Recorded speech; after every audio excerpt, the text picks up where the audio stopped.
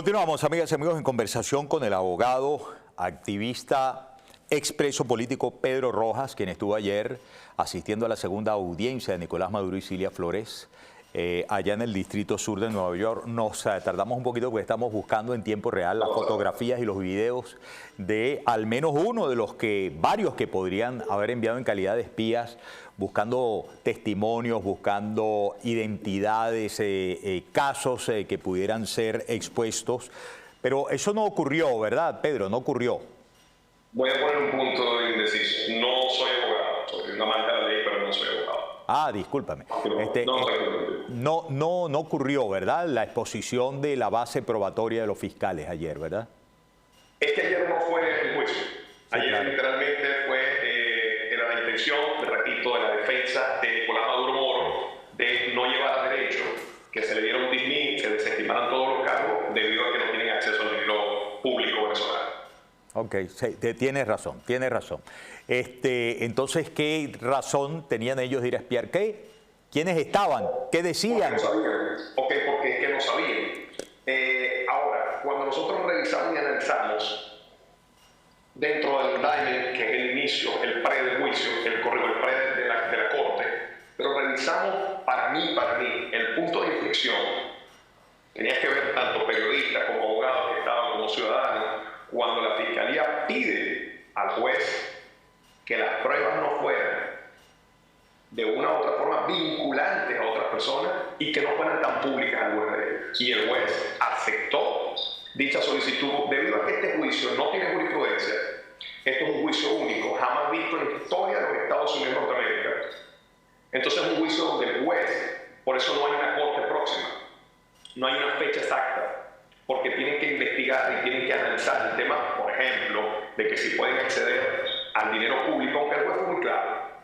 Yo no tengo competencias en unas sanciones, yo no tengo competencias en exigirle al gobierno federal que levante o quite unas sanciones o dé unas sanciones. Sin embargo, buscaremos mecanismos para que ustedes puedan financiar. Y si ustedes no pueden financiarlo, buscaremos mecanismos para que tengan un abogado público.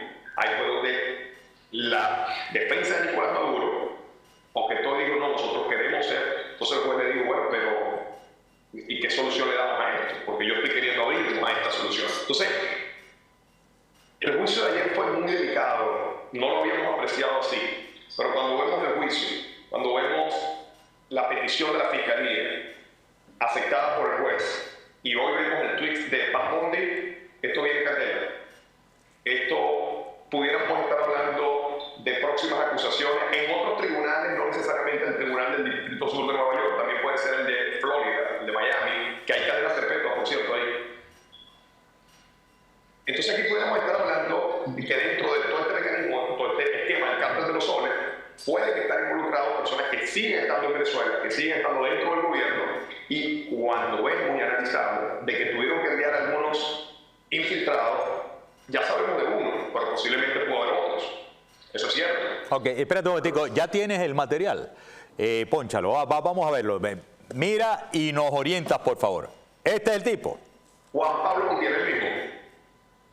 ¿Y qué vínculos tiene él con Nicolásito como para que tú hayas dicho lo envió Nicolás Ernesto Maduro Guerra? Déjame la fotografía del... Ajá, te escucho. Confirmado. Esta persona es hermano de otro Juan Montiel, ex magistrado de la República, zuliano, quien fuera también magistrado juez superior del estado Zulia hace aproximadamente en el año 2019. Este ciudadano tiene vínculos de negocio y asiste a algunas de las empresas de Fidel Madroñero, entiendo que diputado actual de mamotreto del Congreso Nacional, de la Asamblea Nacional Venezolana, y cuando comenzamos a analizar todo esto y a investigar, ya tenemos por Sangre Venezuela, por algunos amigos por allá, que esta persona salió el día 26 y regresó el mismo día de ayer. O sea, no solamente salió, sino que regresó el mismo día de ayer. Está bien. Pagó 700, yo vi $700, algunos dicen 800, pero era muy difícil poderlo ver porque, ¿sabes? Lo dio, porque estas personas que se acostan en la primera entrada, en los primeros puestos, ellos venden eso y eso es legal en Estados Unidos. Él llegó, en ese momento pasó desapercibido Miguel Ángel, porque juicio eran como las 7 de la mañana, ¿sí? 7 de la mañana, y serían 7 y 20. Y de repente comenzamos a verlo, decíamos, tiene rasgo de venezolano, tiene rasgo de abogado, pero nadie lo reconocía. Y él se le acercó a uno de los TikTokers que estaba allí y le dijo, tú me hiciste un video. Eso pasó desapercibido hasta que algunas personas que estaban allí, periodistas principalmente, voy a reservarme los nombres, quisieron darse la tarea de investigar a la persona. Y cuando nos dicen que es del Zulia, los zulianos que estábamos en el lugar, comenzamos a hacer algunas indagaciones y, bueno, posterior nos hemos dado cuenta de todo. Volvamos a lo trascendente de esta audiencia. El juez impidió que llamen primera dama en la corte a Cilia Flores.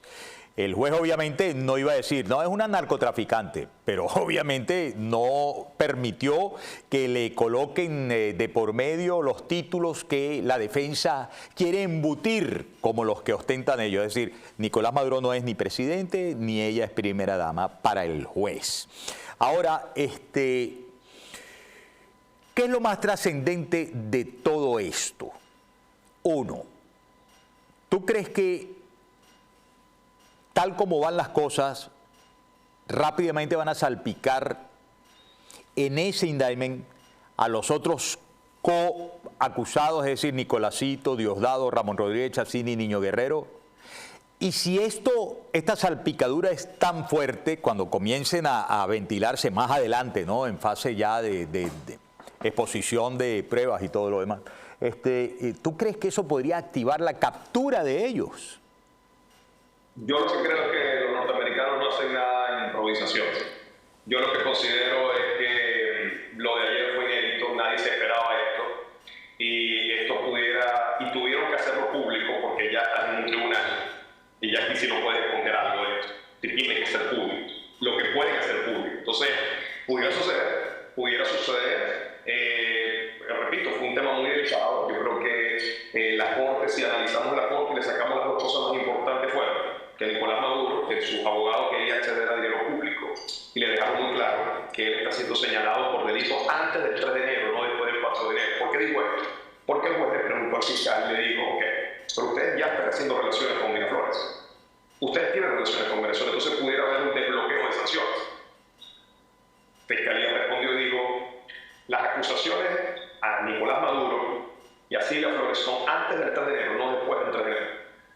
Entonces ya ahí el juez, fue cuando repitió que él no tiene autoridad en su circuito para exigirle al juez. Ahora, ese es uno. Pero la otra gota, diría yo, que derramó el vaso, de lo que fue el epicentro de las anotaciones, hay una tercera, el epicentro de las anotaciones,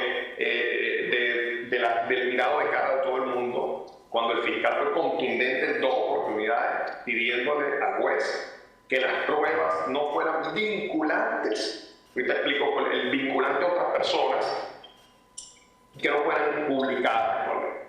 ¿Cómo es esto en español? Ok, vinculante quiere decir que no vayan a hacer jurisprudencia a otros, sino que quedan solamente a los 2 acusados que están en el lugar. Uno. Y número 2, el no hacerla pública, porque pudiera ser que parte de estas pruebas involucran directamente o indirectamente a otros personeros del régimen que siguen en Caracas. Ciertamente. Ahora, háblanos un poco de el Nicolás Maduro de ayer y la Cilia Flores de ayer en comparación con el Nicolás Maduro y la Cilia Flores del 5 de enero pasado. Nicolás Maduro 100% distinto, lo único que dijo fue good morning, se sentó en como a los 25-30 minutos de la corte, le pidió permiso a su abogado para ver si podía agarrar una botella de agua que tenía ahí, luego comenzó a agarrar papelitos y los movía, estiró sus pies, se le veía ese juego de muchachos que está en una clase y no le está prestando mucha atención, pero podemos analizar eso por nervios, podemos analizar eso, ya no quiso hacer un show en esta corte, repito. Cilia Flores, yo la vi en una acción muy parecida, pero fue una acción muy similar a la primera. Recordemos que Cilia pasó desapercibida en la primera, a excepción que se pronunció como primera dama de Venezuela y la llevaron a derecho. En esta corte yo no había tenido la parte del indictment donde a Maduro le exigieron que no podía hablar, que no era una corte Y es por eso que Maduro en ningún momento, a excepción del Good Morning, hasta ahí quedó, se sentó y pasó desapercibido. Aquí los protagonistas, a mi manera de ver, fueron los litigantes, fue el abogado Pollack, fue el fiscal y fue el juez. Ni siquiera el abogado de Siria, porque él en varias oportunidades, el juez le preguntaba y él decía que él se adhería a la exposición de motivos del abogado Pollack. ¿Y qué se comentó respecto del hecho de que en esta ocasión no hubo cómo mirarlos más, como se ocurrió el 5 de enero, que los vimos cuando los sacaron, los montaron en el helicóptero, los vimos bajar del helicóptero y montarse en las camionetas rumbo a los tribunales, etcétera? En esta oportunidad no. ¿Por qué? ¿Por qué? ¿Qué se comentó ayer? No, hay una respuesta muy clara. En la primera oportunidad, cosa que no es normal que suceda, él fue escoltado por la DEA, pero era porque estaba muy reciente el operativo, ¿ok?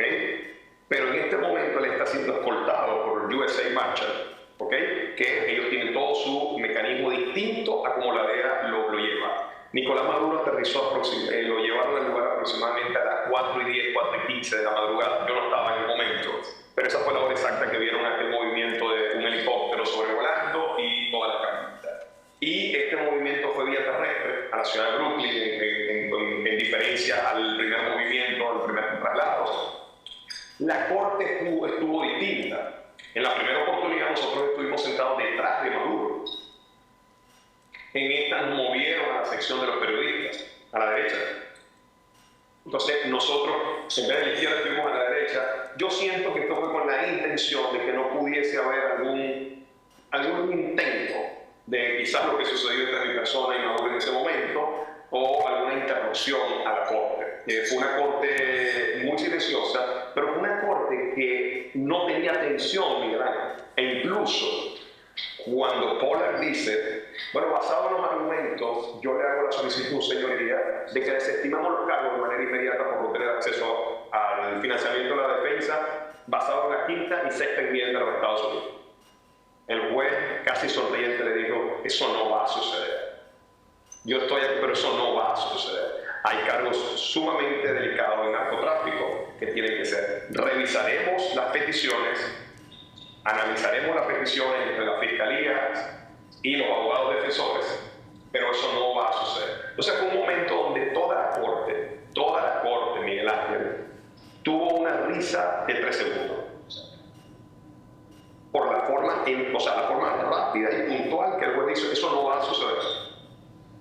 Entonces, yo creo que le fue muy mal, al final le fue muy mal. En algún momento se podía ver de que el fiscal no respondió bien al principio, luego emparejó, pero cuando el tema de la petición, repito, de esto, que pudiera ser por eso, que este individuo estaba ahí, que quería meter al individuo para que si esas pruebas, ellos pudieron haber pensado que en esta corte iban a dar derecho rápido, en plena corte, el tema del financiamiento, sí o no, o cómo iba a ser el financiamiento. Y posterior iban a pasar a presentación de pruebas. Entonces, cuando vemos estos individuos, yo siento que la próxima corte va a ser un poco más debe tener otro filtro. Yo creo que esto pudiera estar sucediendo, porque con esta denuncia que acabamos de hacer, entiendo que solamente lo han hecho este TikToker venezolano José Pérez y mi persona, con pruebas en la mano de quién es la persona, qué abogado es, de quién es hermano en Venezuela, y cómo un venezolano, yo te pregunto, Miguel Ángel, cómo un venezolano vuela en la mañana, aterriza en la mañana en la ciudad de Nueva York. Claro. Y regresa a la ciudad de Caracas el mismo día. Claro. Mira, ¿y cómo viste al juez? Pues se dice mucho del juez, no, el juez es demasiado anciano, tiene 93 años. Esto puede extenderse incluso a fase de inicio del juicio un año más. Tendría 94 años para cuando se inicie el juicio. Entonces, bueno, de ahí para adelante. ¿Cómo ve esto el juez? Yo hice una clase magistral de Derecho. Ese señor está más lúcido. Lo ves bien, lo ves bien, lo ves. Totalmente. No, y cuando él intentó reírse, pero yo entiendo que, bueno, la seriedad del caso. Claro. Pero es que por eso es que los demás se ríen, porque es que él fue muy enérgico. No, eso no va a suceder. Pero óyeme, es que es el caso de su vida, ¿no? Por inédito, exclusivo. Es que nunca jamás se ve, es el capo más valioso en términos de recompensa ofrecido en toda la historia de los Estados Unidos, para comenzar, y el único caso frente a la justicia de los Estados Unidos de alguien que con tan graves cargos de terrorismo, de narcotráfico, el tema de las armas de fuego y armas de guerra, pues convirtió el gobierno en una suerte de distribuidor, no solamente para Venezuela, sino para distintos países de la transnacional criminal. Nunca se había presentado una cosa así. Lo digo, porque Pola quería traer una jurisprudencia pasada y le dijo, este es un juicio inédito, este juicio no ha existido en la historia, aquí no hay jurisprudencia, de acá sacaremos unas jurisprudencias, pero aquí no aplica ninguna jurisprudencia. O sea, el juez fue muy claro, muy específico en eso, y en efecto estamos viendo historia pura, porque es que cada una de los planteamientos es historia pura, porque es que nunca había sido visto esto, no solo tenía un narco, sino que era alguien que usurpaba una república, pero es que ahora quiere adherirse a una inmunidad, pero es que quiere usar dinero público, entonces todo es nuevo, porque todo no había sido visto en la historia contemporánea de los Estados Unidos. Entonces creo que no sabemos cuándo va a ser la próxima corte. Yo analizo que debería ser en unos 120 días, porque ahora inicia una investigación donde la Fiscalía debe demostrar el tema del por qué no financiamiento, ya para que el juez quede claro, y posterior el juez le puede decir, porque sí quedó claro, que ellos pueden pagar este dinero privado, y ahí nace lo que estabas analizando hace rato, Wilmer Ruperti. Puede que a Wilmer Ruperti le pidieron que pagara el caso y no accedió a pagar el caso.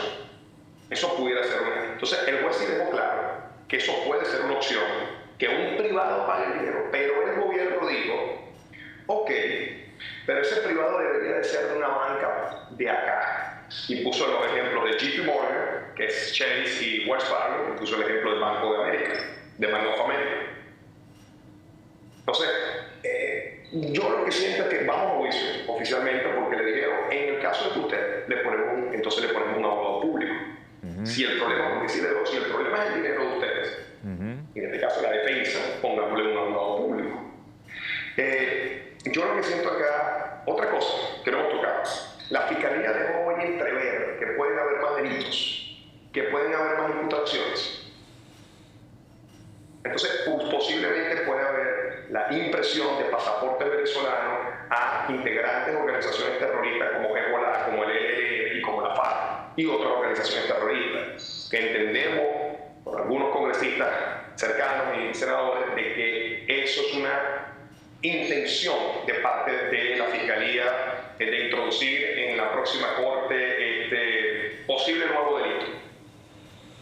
Muy bien, Pedro, te agradezco mucho que hayas compartido con nosotros con tanto detalle, además habernos dado esa primicia con el detalle, nombre, apellido y fotografía y demás. ¿Tú tienes el teléfono de nuestro amigo el TikToker? Por supuesto, te lo hago llegar inmediatamente. Por favor, házmelo llegar. Yo lo tenía, pero no sé a dónde fue a parar el teléfono. Te agradezco mucho. Un gran abrazo. Un gran abrazo. Bien. Lo escucharon ustedes con detalle, lo ocurrido ayer, esta infiltración, mandaron espías buscando información, llegó este muchacho Juan Pablo Montiel en vuelo privado desde Caracas y se retiró el mismo día en vuelo privado hacia Caracas, en fin. Hecha la denuncia porque ciertamente estamos hablando de gente con un alto nivel de peligrosidad, cuando nos referimos no solamente a Nicolás Maduro y a Cilia Flores y a sus allegados, sino también a los que son coacusados. En este caso, el niño Guerrero, el del Tren de Aragua, Diosdado Cabello, Nicolás Ernesto, alias El Príncipe, y Ramón Rodríguez Chacín, el hombre padrino de las narcoguerrillas del Ejército de Liberación Nacional.